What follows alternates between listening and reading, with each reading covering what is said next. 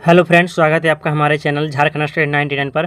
Friends, आज की इस वीडियो में हम लोग कवर करेंगे सामान्य अध्ययन। झारखंड सचिवालय जो पेपर 3 होने वाला है हम लोग का, तो पेपर 3 पे आपके सामान्य अध्ययन से 30 प्रश्न रहेंगे। तो फ्रेंड्स, आपको वीडियो के अंत तक बने रहना है और 30 सामान्य अध्ययन के प्रश्न पे आपके कितने सवाल सही हैं आपको कमेंट में बताना है।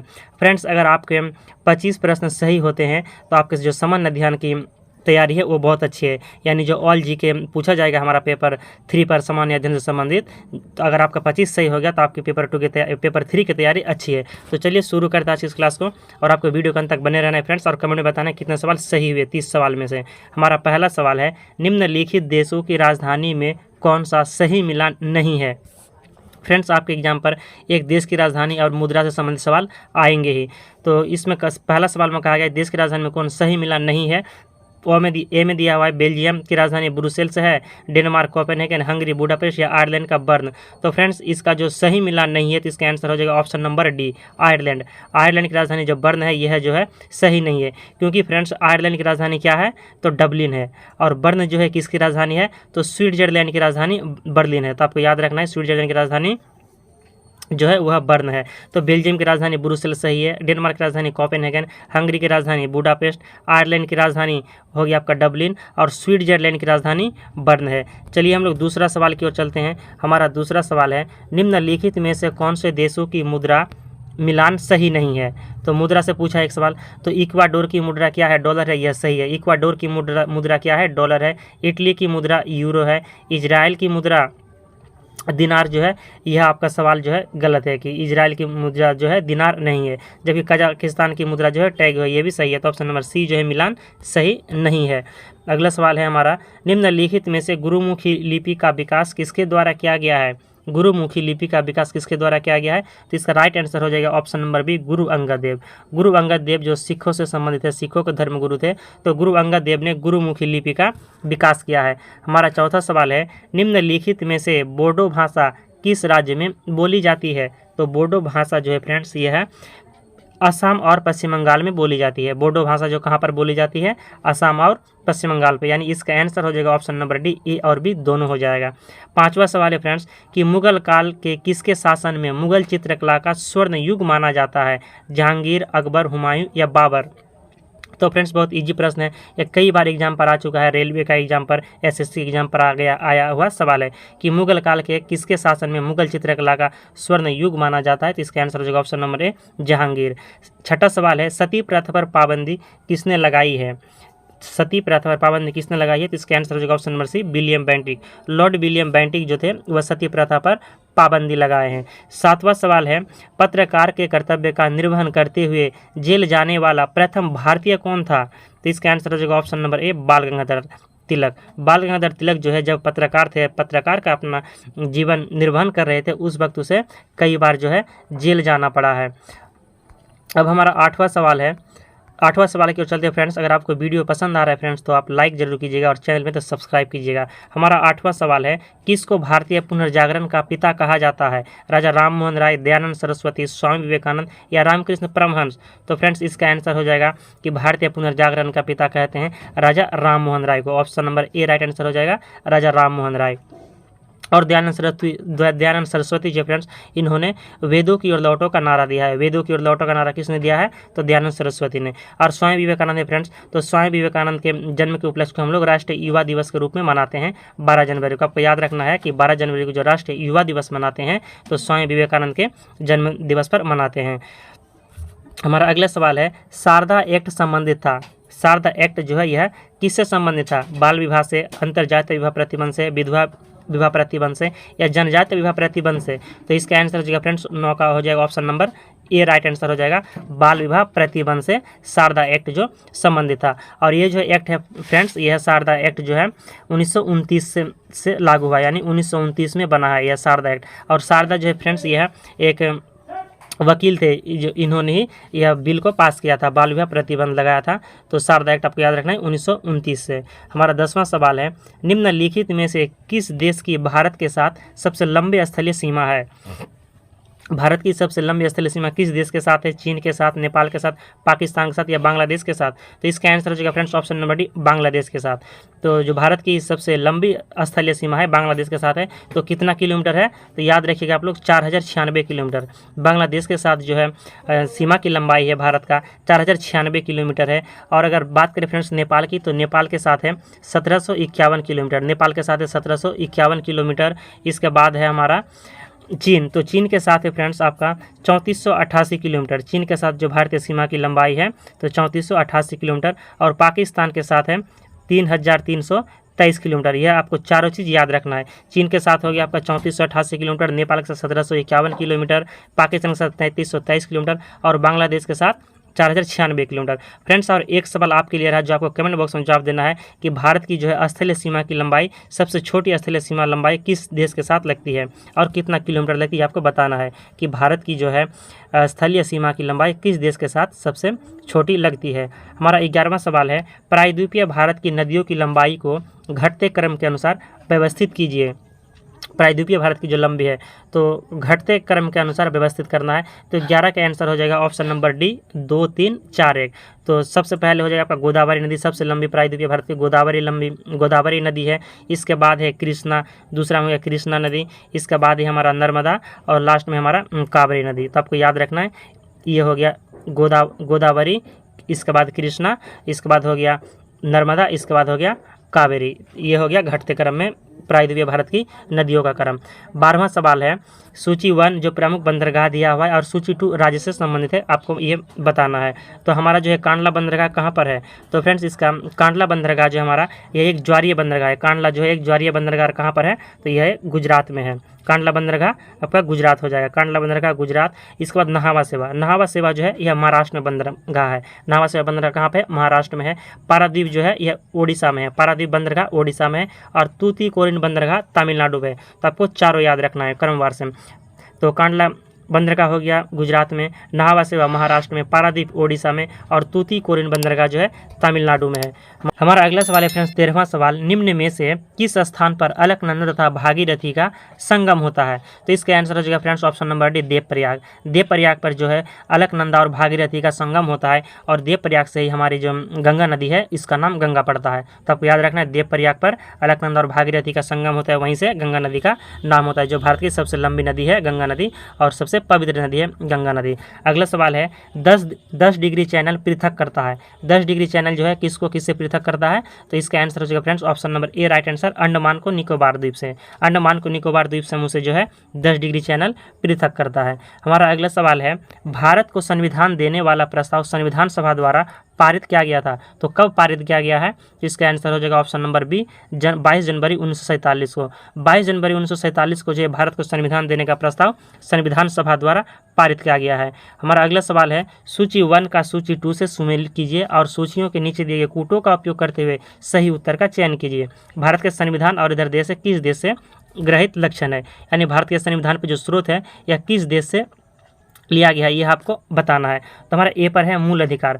तो मूल अधिकार कहाँ से लिया गया फ्रेंड्स? तो आपको मालूम ही होगा, तो मूल अधिकार जो है हमारा संयुक्त राज्य अमेरिका से लिया गया है। मूल अधिकार संयुक्त राज्य अमेरिका से लिया गया है। इसके बाद हमारा शासन की संसदीय प्रणाली। शासन की संसदीय प्रणाली जो है यह यूके से लिया गया है। यूके यानी यूनाइटेड किंगडम यानी ब्रिटेन। यूके मतलब हो गया यूनाइटेड किंगडम यानी ब्रिटेन यानी लंदन से लिया गया है। जो शासन की जो संसदीय प्रणाली है यूके से लिया गया है। मूल अधिकार संयुक्त राज्य अमेरिका से लिया गया है। और आपात उपबंध जो लिया गया है तो जर्मनी से लिया गया है। आपात उपबंध जर्मनी से लिया गया है। और राज्य के नीति निर्देशक तत्व आयरलैंड से लिया गया है। तो इसका आंसर हो गया, आप देख सकते हैं मिलान, यह मिलान सही है। मूल अधिकार संयुक्त राज्य अमेरिका, शासन की संसदीय प्रणाली यूके, आपात उपबंध जर्मनी और राज्य के नीति निर्देशक तत्व आयरलैंड से लिया गया है। तो चारों ऑप्शन आपको याद रखना है। हमारा अगला सवाल है, किस संवैधानिक संशोधन द्वारा शहरी स्थानीय शासन को संवैधानिक दर्जा दिया गया है? किस संवैधानिक संशोधन द्वारा शहरी स्थानीय शासन को संवैधानिक दर्जा दिया गया है? तो इसका आंसर हो जाएगा option number option number C 74वां संविधान। 74वां संविधान संशोधन द्वारा जो है शहरी स्थानीय शासन को संवैधानिक दर्जा दिया गया। और ईस्वी की बात करें फ्रेंड्स तो 74वां संविधान संशोधन जो है 1992 पे हुआ है। 1992 पे 74वां संविधान संशोधन हुआ है। हमारा अगला सवाल है 18वां सवाल, भारतीय संविधान की प्रस्तावना में धर्मनिरपेक्ष व समाजवादी शब्द जोड़े गए हैं। भारतीय संविधान पे जो है धर्मनिरपेक्ष और समाजवादी शब्द कब जोड़ा गया है? तो 42वें संविधान संशोधन के द्वारा जोड़ा गया। आपको याद रखना है, option number C right answer हो जाएगा, 42वें संविधान संशोधन के द्वारा। तो 42वां संविधान संशोधन हुआ है फ्रेंड्स, कब हुआ है? तो 1976 ईस्वी में हुआ है। आपको याद रखना है 42वां संविधान संशोधन 1976 ईस्वी के द्वारा भारतीय संविधान की जो प्रस्तावना में है धर्मनिरपेक्ष और समाजवादी शब्द जोड़ा गया है। हमारा अगला सवाल है, मीठी क्रांति का उद्देश्य निम्नलिखित में से किसके उत्पादन को बढ़ावा देना है? तो मीठी क्रांति का जो उद्देश्य है फ्रेंड्स, यहाँ पर दिया हुआ आपका गन्ना, शहद, इथेनॉल या हल्का कच्चा तेल। तो इसका आंसर हो जाएगा मीठी क्रांति का उद्देश्य शहद को बढ़ावा देना है, यानी मधुमक्खी पालन को बढ़ावा दिया गया था। मीठी क्रांति का उद्देश्य यानी मीठी क्रांति चलाया गया है शहद को बढ़ावा देने के लिए या मधुमक्खी पालन को बढ़ावा देने के लिए, आपको याद रखना है। हमारा अगला सवाल है 20वां सवाल की हरित क्रांति से भारत के कौन से राज्य सर्वाधिक लाभान्वित हुए हैं? तो इसका आंसर हो जाएगा पंजाब, हरियाणा और पश्चिमी उत्तर प्रदेश। पंजाब, हरियाणा और पश्चिमी उत्तर प्रदेश जो है भारत में जो हरित क्रांति चलाया गया था इनसे सर्वाधिक लाभ लिया था। इसके बाद 21वां सवाल है क्रिसिल। क्रिसिल डैश यानी क्रिसिल क्या है? तो क्रिसिल क्या है फ्रेंड्स? निर्यात संवर्धन करता है, ग्रामीण क्षेत्रों को वित्त प्रदान करता है या उद्योगों को वित्तीय सहायता प्रदान करता है या ऑप्शन नंबर डी कंपनी की साख की स्थिति का मूल्यांकन करता है। तो 21 का आंसर हो जाएगा ऑप्शन नंबर डी कंपनी की साख की स्थिति का मूल्यांकन करता है। क्रिसिल जो है कंपनी की साख की स्थिति का मूल्यांकन करता है। अगला सवाल है सूची 1 का सूची 2 से सुमेल कीजिए और सूचियों के नीचे दिए गए कूटों का उपयोग करते हुए सही उत्तर का चयन कीजिए। हमारा सूची 1 दिया सूची 2 है पंचवर्षीय योजना और इसका जो है किस मॉडल पर आधारित है? तो बात करें प्रथम पंचवर्षीय योजना, तो प्रथम पंचवर्षीय जो योजना है यह किस मॉडल पर आधारित है? तो प्रथम पंचवर्षीय योजना जो है यह हमारा हैरोल्ड डोमर मॉडल पर आधारित है। हैरोल्ड डोमर मॉडल पर आधारित है प्रथम पंचवर्षीय योजना। द्वितीय पंचवर्षीय योजना जो है महालनोबिस मॉडल पर आधारित है और द्वितीय पंचवर्षीय योजना महालनोबिस मॉडल पर आधारित है। इसके बाद है तृतीय पंचवर्षीय योजना एस चक्रवर्ती मॉडल पर आधारित है और चतुर्थ पंचवर्षीय योजना अशोक रुद्र मॉडल पर आधारित है। तो आपको चारों याद रखना है। तो क्या हो गया? प्रथम पंचवर्षीय योजना हैरोल्ड डोमर मॉडल पर आधारित, द्वितीय पंचवर्षीय योजना महालनोबिस मॉडल पर आधारित यानी पीसी महालनोबिस मॉडल पर आधारित, तृतीय पंचवर्षीय योजना हो गया आपका एस चक्रवर्ती मॉडल पर आधारित। इसके बाद हमारा चतुर्थ पंचवर्षीय योजना अशोक रुद्र मॉडल पर आधारित। चारों योजनाओं का आपको याद रखना है। अगला सवाल है निम्नलिखित में से वर्ष 2021 से 22 के विभिन्न ऑपरेशन की शुरुआत की गई है जिसका सही सुमेलित कीजिए। ये ऑपरेशन है और इसका उद्देश्य है, यानी किस ऑपरेशन का क्या उद्देश्य यह आपको बताना है। ए पर दिया हुआ है ऑपरेशन गंगा। तो ऑपरेशन गंगा का क्या उद्देश्य था फ्रेंड्स? तो ऑपरेशन गंगा का जो उद्देश्य था इसका आंसर हो जाएगा ऑप्शन नंबर ए का ऑपरेशन गंगा जो है रूस से यूक्रेन युद्ध के कारण भारत सरकार ने यूक्रेन से भारतीय नागरिकों को निकालने के लिए यह ऑपरेशन चलाया था। ऑपरेशन गंगा जो चलाया गया है तो रूस से यूक्रेन युद्ध के कारण जब रूस और यूक्रेन पर युद्ध हुआ तो भारत सरकार ने यूक्रेन में जो भारतीय फंस कर रह गए थे, भारतीय रहे थे वहाँ पर, उसे उस नागरिक को भारत के नागरिक को निकालने के लिए ऑपरेशन गंगा चलाया गया है। अब है बी पर है ऑपरेशन देवी शक्ति। तो ऑपरेशन देवी शक्ति चलाया गया है हमारा भारत मंत्रालय ने अफगानिस्तान पर फंसे भारतीय नागरिकों को निकालने के लिए। ऑपरेशन गंगा हो गया क्या? ऑपरेशन देवी शक्ति। ऑपरेशन देवी शक्ति भारत मंत्रालय ने अफगानिस्तान से नागरिकों को लाने के लिए। इसके बाद है ऑपरेशन आहत। तो ऑपरेशन आहत जो चलाया गया है तो ऑपरेशन आहत चलाया गया है महिलाओं, ऑप्शन नंबर यहाँ पर महिलाओं एवं बच्चों को तस्करी से बचाना। ऑपरेशन आहत के तहत महिलाओं एवं बच्चों को तस्करी से बचाने के लिए चलाया गया है। Operation Vande Bharat mission. तो ऑपरेशन वंदे भारत मिशन के तहत जो है विदेश में फंसे 14,800 भारतीय नागरिकों को घर लाने के लिए चलाया गया है। तो आपको याद रखना है कि ऑपरेशन वंदे भारत मिशन के तहत 14,800 नागरिकों को लाया गया है। हमारा अगला सवाल है 24वां सवाल की आर्थिक सर्वेक्षण 2021-22 के अनुसार अर्थव्यवस्था के 3 सेक्टरों में स्थिर मूल्य 2021-22 कीमतों पर GVA की वार्षिक वृद्धि अनुमान में कौन सा जो है असत्य है? तो अर्थव्यवस्था के तीनों सेक्टर पे कौन सा कथन असत्य है? तो कृषि और संबंध क्षेत्र में 3.9% की वृद्धि हुआ है, उद्योग यानी खनन और निर्माण सहित 11.8% की वृद्धि हुआ है, या 3 पे दिया हुआ है सेवाएं में 9.2% की वृद्धि हुआ है। तो इसका आंसर हो जाएगा फ्रेंड्स, यहाँ पर क्या कहा, असत्य कथन का कहा गया, तो इसका आंसर बी दिया हुआ यानी केवल 3। केवल 3 जो है असत्य है। तो केवल 3 क्यों असत्य है इसे देख लेते हैं, क्योंकि 3 पे दिया है फ्रेंड्स सेवाएं पर जो है 9.2% हुआ है, यह गलत है, क्योंकि यहाँ पर 9.2 नहीं 8.2% का वृद्धि का अनुमान किया गया था। तो इसका आंसर इसलिए यहाँ पर 3 गलत है, जबकि कृषि और संबंध क्षेत्र में 3.9% की वृद्धि सही है, और इसके बाद उद्योग पर आपका 11.8% वृद्धि ये भी सही है। तो सेवाएं पर जो है 8% का वृद्धि का अनुमान किया गया था, इसलिए यहाँ पर सी 3 गलत हो गया। अब हमारा अगला सवाल, निम्नलिखित में से किसने COP26 charter of action launch किया है? COP26 charter of action launch किया है, तो इसका आंसर हो जाएगा ऑप्शन नंबर सी, ऊर्जा और संसाधन संस्था, जिसको TERI कहते हैं, टेरी।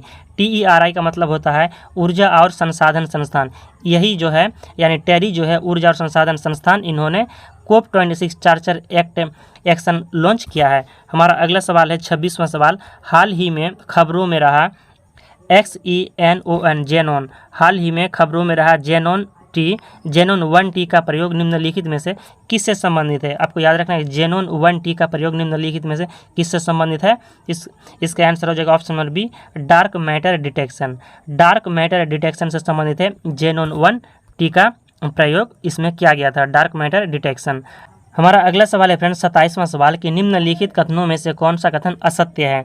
तो यहाँ पर जो बी है यह असत्य है, यानी असत्य कथनों को हम लोगों को नहीं पढ़ना है। तो सत्य जो है ए, सी और डी, इसे हम लोग पढ़ लेते हैं। तो ऑस्ट्रेलियन ओपन 2022 के पुरुष एकल वर्ग के विजेता राफेल नडाल स्पेन से हैं, यह सही है। तथा महिला एकल में विजेता एशेल बार्टी ऑस्ट्रेलिया, ये भी सही है। जबकि इसके बाद सी पर दिया हुआ है कि फ्रेंच ओपन 2021 के पुरुष एकल वर्ग के विजेता नोवाक जोकोविच हैं, यह जो सर्बिया के, यह भी सही है। तथा महिला एकल में विजेता बाराबोरा केजसिकोवा, ये भी सही है। और इंडिया ओपन 2022 के पुरुष एकल विजेता लक्ष्य सेन भारत से है, यह भी सही है। तो यानी ए, सी और डी जो है कथन सत्य है। हमारा अगला सवाल है 28वां सवाल कि निम्नलिखित में से नोबेल पुरस्कार 2021 के कथनों में कौन असत्य है? तो असत्य कथन पूछा गया है, तो ये देख लेते हैं कि नोबेल पुरस्कार 2021 के तहत साहित्य के क्षेत्र में अब्दुल रज्जाक गुरनाह तंजानिया ने प्राप्त किया, तो यह कथन सत्य है। जो 2021 में नोबेल पुरस्कार मिला है साहित्य के क्षेत्र में, तो अब्दुल रज्जाक को मिला है जो तंजानिया के, यह कथन सत्य है। नोबेल पुरस्कार 2021 के तहत शांति के क्षेत्र में मारिया रेसा फिलीपींस को तथा डेमेट्री आंद्रियाविक मुरातोव रूस ने प्राप्त किया, तो यह भी कथन सत्य है। इसके बाद है हमारा ऑप्शन नंबर सी पर दिया हुआ है कि नोबेल पुरस्कार 2021 के तहत भौतिकी के क्षेत्र में जियार्जियो पोरेसिक इटली के हैसलमैन जर्मनी तथा स्क्यूरो मोनेव अमेरिका ने प्राप्त किया, तो ये भी कथन सत्य है। यानी ए, बी, सी तीनों कथन सत्य है, जबकि डी गलत है। तो डी को हम लोग को नहीं पढ़ना है, तीनों को पढ़ लेना है। 29वां सवाल है फ्रेंड्स, और फ्रेंड्स एक जरूरी बात कि जो हमारा सामान्य अध्ययन का जो पेपर है, तो इसमें 30 सवाल रहेंगे आपके सामान्य अध्ययन के। तो आपको कमेंट में बताना है कि 30 सवाल में से आपके कितने सवाल जो है सही हुए हैं। हमारा 29वां सवाल को चलते हैं। इससे पहले फ्रेंड्स अगर आपको वीडियो पसंद आ रहा है तो एक लाइक जरूर कीजिएगा और वीडियो को शेयर भी कीजिएगा और चैनल में तो सब्सक्राइब कीजिएगा। हमारा 29वां सवाल है, जेंडर गैप 2021 के अनुसार भारत ने कौन सा स्थान प्राप्त किया है? जेंडर गैप पे भारत 2021 पे कौन सा स्थान प्राप्त किया है? तो इसका आंसर हो जाएगा ऑप्शन नंबर सी, 140वां स्थान। भारत जो है जेंडर गैप 2021 में 140वां स्थान प्राप्त किया है। और इसमें जो प्रथम स्थान है फ्रेंड्स, तो प्रथम स्थान है आइसलैंड का। प्रथम स्थान किसका है? आइसलैंड का है। और भारत का स्थान हो गया आपका 140वां, इस चीज़ को याद रखना है। और आइसलैंड का जो है प्रथम स्थान है, एग्जाम पर पूछ सकता है भारत का स्थान या तो प्रथम स्थान किसका रहा है। तो प्रथम स्थान पर हो गया आइसलैंड और भारत का स्थान हो गया 140वां। 30वां सवाल है, निम्नलिखित पुस्तकों में से लेखकों सही सुमेलन है। पुस्तक और उनके लेखकों का सही सुमेलन क्या है ये बताना है। तो सही सुमेलन हो गया आपका गांधी के हत्यारे the making of Nathuram Godse, Dhirendra Jha, तो यह कथन सत्य है। गांधी के हत्यारे the making of Nathuram Godse पुस्तक के जो लेखक हैं धीरेन्द्र झा, यह कथन सत्य है। दूसरा पे दिया हुआ है ममता बियॉन्ड 2021 जयंत घोषाल, यह भी कथन सत्य है। तीसरा पे दिया हुआ है Pride Prejudice and Punditry doctor Shashi Tharoor, यह भी कथन सत्य है। यानी option number D right answer हो उपयुक्त सभी कथन जो है सत्य है। इसका सभी कथन सत्य हो गया। गांधी के हत्यारे पुस्तक के लेखक हो गया धीरेन्द्र झा। इसके बाद है ममता बियॉन्ड 2021 जयंत घोषाल। इसके बाद है Pride Prejudice and Punditry, doctor Shashi Tharoor, यानी ये इसके लेखक हैं। तो फ्रेंड्स आज के वीडियो कहीं पर समाप्त करते हैं। हमारा जो अगला चैप्टर होगा झारखंड सामान्य ज्ञान का होगा। नेक्स्ट वीडियो में झारखंड सामान्य ज्ञान को लेकर आएंगे, जिनमें से आपके झारखंड सामान्य ज्ञान के 40 प्रश्न रहेंगे। तो इस वीडियो को लाइक जरूर कीजिएगा। मिलते हैं नेक्स्ट वीडियो में अगला टॉपिक झारखंड सामान्य ज्ञान को लेकर, जो पेपर 3 के लिए बहुत ही इंपॉर्टेंट होने वाला है।